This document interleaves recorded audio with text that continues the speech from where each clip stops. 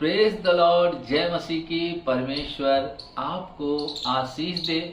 जब आज आप परमेश्वर के वचन को सुनेंगे, मैं विश्वास करता हूं कि आप अपने जीवन में निश्चय ही आशीष को प्राप्त करेंगे। परमेश्वर का वचन कहता है, पहला पतरस 5:7, अपनी सारी चिंता उसी को सौंप दो क्योंकि उसको तुम्हारा ध्यान है।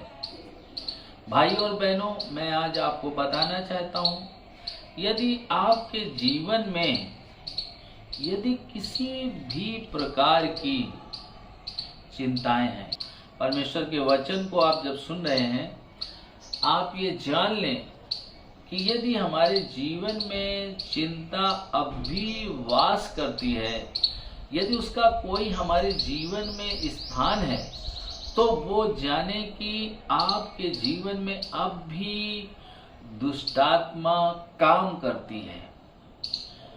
क्योंकि परमेश्वर का वचन कहता है, अपनी सारी चिंता उसी को सौंप दो क्योंकि उसको तुम्हारा ध्यान है। परमेश्वर को आपका ध्यान है।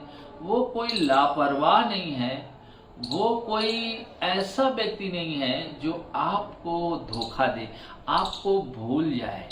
यदि आप अपने संकट के दौर से गुजर रहे हैं, यदि आप अपने कठिन समय से गुजर रहे हैं, यदि आपके जीवन में वो परिस्थिति है जिसके कारण आपको लगता है मैं अपने जीवन में अब बच नहीं पाऊंगा, ये बीमारी, ये समस्या, ये परिस्थिति अब मुझे खत्म कर देगी।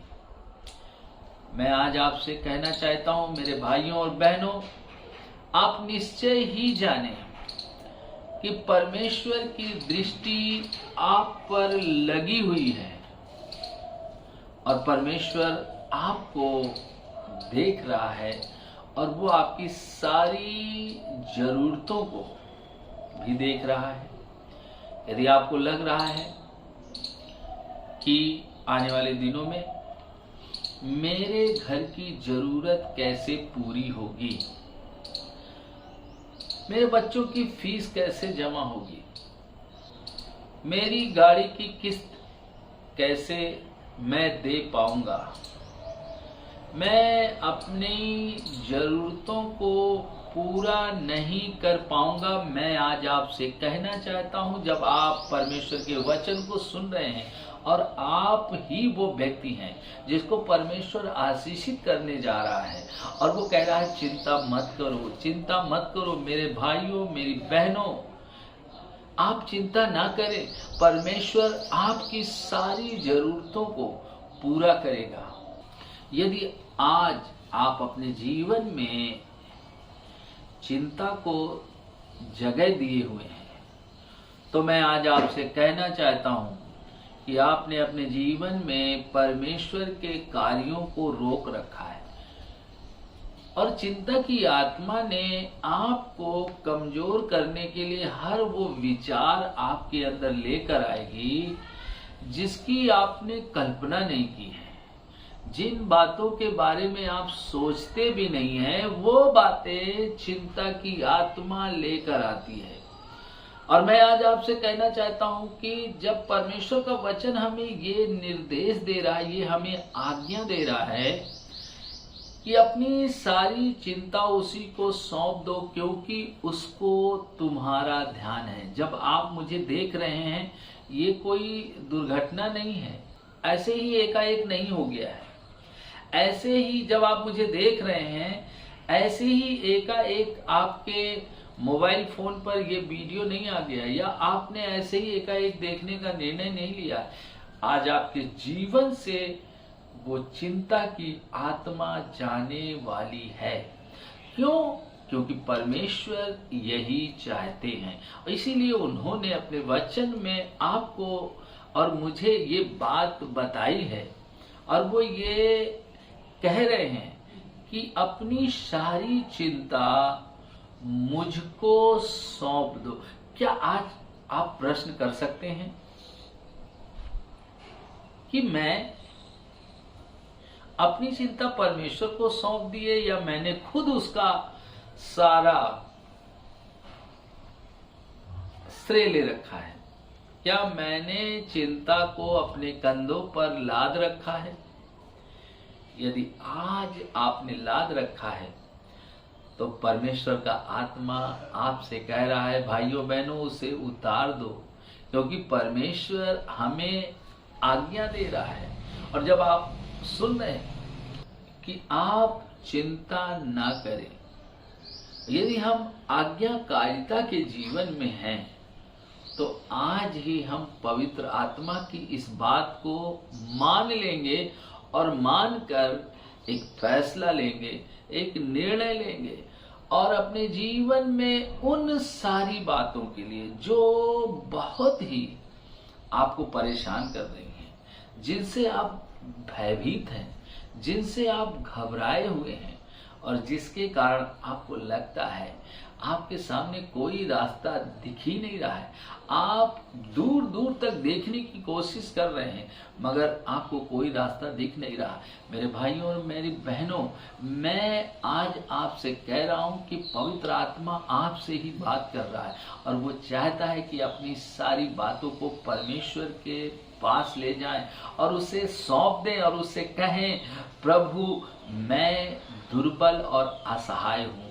उसका वचन कहता है, जब मैं निर्बल होता हूँ, जब मैं असहाय होता हूँ, मैं जब कमजोर होता हूँ, उस समय परमेश्वर का सामर्थ हमारे जीवन में काम करता है। आपके जीवन में आज पवित्र आत्मा काम करेगा और आप अपनी उन चिंताओं से आजाद होंगे, यानी उस दुष्ट आत्मा से आजाद होंगे और आप कहेंगे, मेरा परमेश्वर है, वो सब कुछ कर सकता है, उसके लिए कुछ भी असंभव नहीं है। सद्रक, मेशक, अबेदनागो के सामने एक परिस्थिति ऐसी रखी गई, जब उन्हें लगने लगा, मैं ऐसा सोचता हूं, उन्हें लगने लगा कि क्या होगा, मगर उन्होंने उन सारी चिंताओं पर जय पाया और उनका अंगीकार यही रहा, मेरा परमेश्वर मुझे बचा सकता है, यदि वो न बचाए तो भी वो मेरा परमेश्वर है। आपका अंगीकार आपकी परिस्थिति में पॉजिटिव होना चाहिए, सकारात्मक होना चाहिए।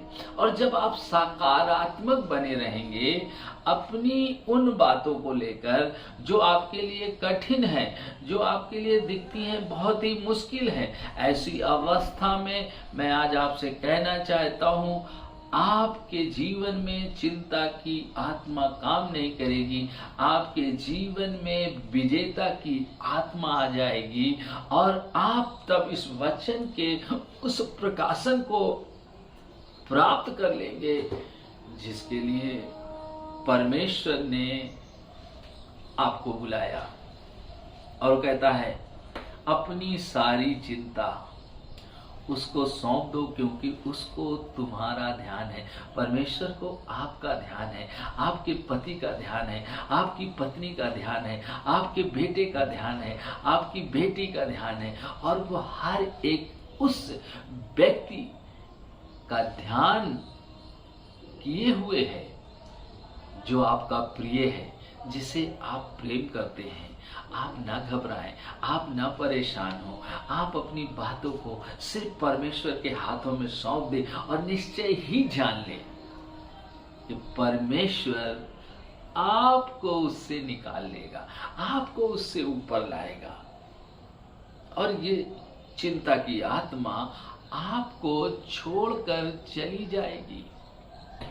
क्योंकि पहला पत्रस इस बात के लिए हमें आज्ञा दे रहा है, परमेश्वर का वचन हमें बता रहा है, अपनी सारी चिंता परमेश्वर को सौंप दो, क्योंकि उसको तुम्हारा ध्यान है, मैं आज आपसे कहना चाहता हूँ, ऐसा नहीं कि आपके जीवन में समस्याएं नहीं आएंगी, ऐसा नहीं कि आपके जीवन में परिस्थितियां कठिन नहीं आएंगी, मगर मैं आज आपसे कहना चाहता हूँ उस कठिन परिस्थिति में, उस समस्या में आप अपनी सारी बातों को परमेश्वर के हाथ में सौंप दें और निश्चय ही जान लें कि परमेश्वर आपको उससे आजाद करेगा।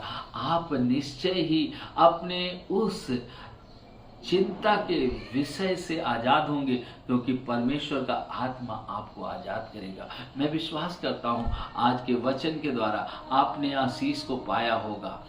निश्चय निश्चय आप अपने जीवन में विजय को देखेंगे। निश्चय ही निश्चय अपने जीवन में आप उन मरी हुई चीजों पर आप जीवन को देखेंगे और आप जयवंत हो जाएंगे। प्रभु आपको आशीष दे। सबको जय मसीह की।